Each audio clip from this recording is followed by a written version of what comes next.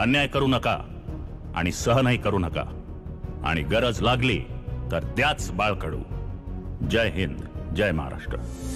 ये आवाज है मराठी मनुष्य के सबसे बड़े पैरोकार और हिंदू हितों के रक्षक बाला साहब ठाकरे की। एक ऐसा नाम जिसने न केवल महाराष्ट्र की राजनीति को बदल कर रख दिया, बल्कि उसकी हुंकार की गूंज पूरे भारतवर्ष में आज भी गूंजती है। रुतबा ऐसा कि एक इशारे से पूरे मुंबई की हलचल थम जाती थी।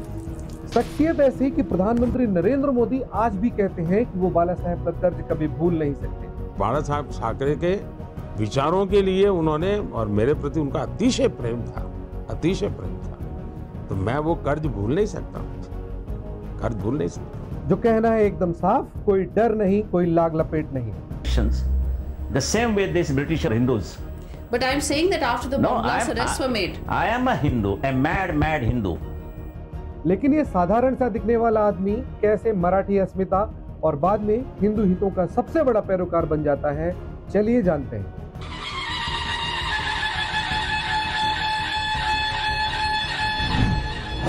बाल केशव ठाकरे। बाला साहब का जन्म 23 जनवरी 1926 को महाराष्ट्र के पुणे में हुआ। पिता केशव सीताराम ठाकरे अंग्रेजी लेखक विलियम मेकपीस ठाकरे के बहुत ही बड़े प्रशंसक थे और उनसे प्रभावित होकर केशव ठाकरे ने पारिवारिक नाम में ठाकरे शब्द को शामिल कर लिया। धीरे धीरे वो बदलकर ठाकरे हो गया। इस तरह पीढ़ी दर पीढ़ी ठाकरे नाम सरनेम की तरह जोड़कर लिखा जाने लगा।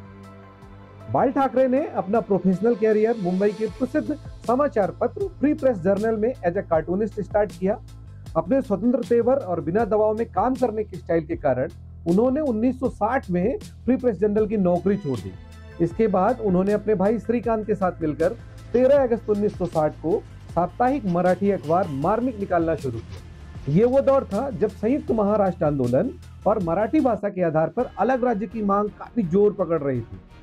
इस बीच अपने धारदार कार्टूनों और व्यंग्यात्मक संपादकीय के दम पर बाला साहब की लोकप्रियता बढ़ती ही चली जा रही थी। एक दिन उनके दोस्त श्रीकांत गडकरी ने उन्हें मुंबई के सरकारी दफ्तरों की टेलीफोन डायरेक्टरी दिखाई, जिसका मकसद यह बताना था कि सभी सरकारी ऑफिस के टॉप पोजीशन पर गैर मराठी बैठे हुए हैं। इससे आहत बाल ठाकरे ने मार्मिक में कॉलम शुरू किया, जिसमें उन्होंने हर ऑफिस में बैठे हुए गैर मराठी लोगों का नाम छापना शुरू किया। कॉलम का नाम रखा वाचा आणि बसा, जिसका मतलब था पढ़ो और बैठो। इसका असर यह हुआ कि पूरे महाराष्ट्र से लोग उन्हें गैर मराठी लोग जो ऑफिसों में इस तरह जमे हुए थे उनकी लिस्ट भेजनी शुरू कर दी। इससे उत्साहित होकर इस कॉलम का नाम बदलकर अब कर दिया गया वाचा आणि उठा, मतलब पढ़ो और उठो।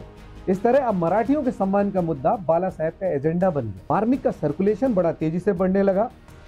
पहली बार लोगों को लगा कि अगर कोई मराठियों को एक साथ लाकर उनका महाराष्ट्र में सम्मान उन्हें दिला सकता है तो वो है बाला साहब ठाकरे।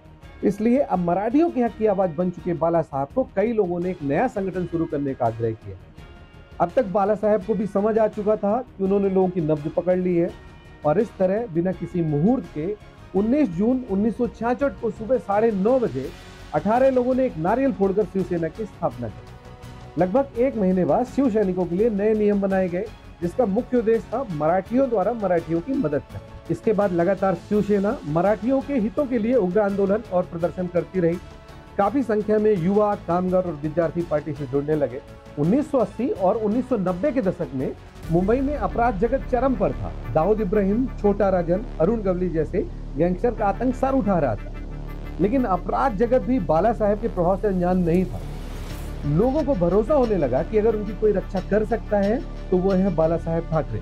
यही वो दौर था जब फिरौतियों और रंगदारियों से बचने के लिए बॉलीवुड बाला साहब के सामने नतमस्तक हो गई और उनकी छवि एक पैरेलल सरकार की बन गई। सन 1993 में जब एक टेररिस्ट ऑर्गेनाइजेशन ने अमरनाथ यात्रा रोकने की धमकी दी, तब बाला साहब ने कहा कि हज के लिए उड़ने वाली 90% से ज्यादा फ्लाइट्स मुंबई एयरपोर्ट से उड़ती हैं और अगर अमरनाथ यात्रा में कुछ गड़बड़ी हुई तो यहाँ से एक भी फ्लाइट नहीं उड़ेगी और एक भी मुसलमान हज की यात्रा में नहीं जा पाएगा। और इस तरह अमरनाथ यात्रा बिना किसी प्रॉब्लम के संपन्न हो गई। मुस्लिमों को निशाने में लेते हुए बाला साहब ठाकरे की राजनीति का ऐसा रंग जमा कि वो रंग सभी पर भारी पड़ने लगा और वो एक टाइगर की तरह महाराष्ट्र के सियासी घमासान में उभरने लगे। What about the Muslims? When they lock out the people in Jogeshwari and they burn the building where all the Hindus died, nobody shed a tear for that. Eh? No, but and no- when the Muslims were actually pulling the pants of Hindus, try to find out whether he's done sunta or not. From sunta, they will make out he is a Muslim and he will be allowed to go. And if not, they will just stab him. क्या करें। और जब बम फटते हैं उसके बाद में जो राइट होते हैं उसमें शिवसेना का हाथ रहता है, हाथ में पांव रहता है। आखिर 1995 में शिवसेना ने बीजेपी के साथ अलायंस करके महाराष्ट्र में अपनी सरकार बना ली, लेकिन बाला साहब ने कोई राजनीतिक पद नहीं लिया और मनोहर जोशी को उन्होंने मुख्यमंत्री बनाया। लेकिन उनको इस बात को कहने में कोई गुरेज नहीं था कि सरकार का रिमोट कंट्रोल उनके हाथों में। आपको लगता है कि आप ज्यादा अच्छी तरह से सरकार चलाते हैं? फर्क क्यों है? क्या कुछ नहीं पड़ता इसमें। मैं बैठ के भी करा, जैसे कि वो मैं कहता हूँ रिमोट कंट्रोल की मैं बात करता हूँ, तो रिमोट कंट्रोल से भी आप यहाँ बैठ के टीवी के चैनल्स बदल सकते हैं।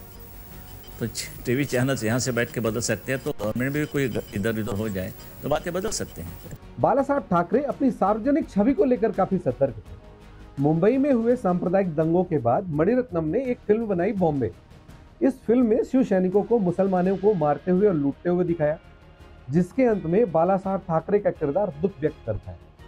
बाला साहब ने इस फिल्म के प्रदर्शन को रोक देने की धमकी दी और कहा कि मुंबई में वो इस फिल्म को प्रदर्शित नहीं होने देंगे। अमिताभ बच्चन इस फिल्म के डिस्ट्रीब्यूटर थे और वो इस सिलसिले में बाला साहब ठाकरे से मिले और उनसे पूछा कि क्या शिव सैनिकों का इस तरह दिखाया जाना उन्हें बुरा लगा।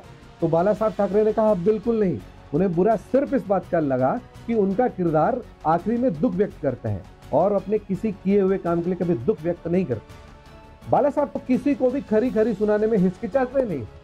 एक बार सचिन तेंदुलकर ने प्रेस में किसी सवाल का जवाब देते हुए कहा कि मुंबई सभी भारतीयों की है।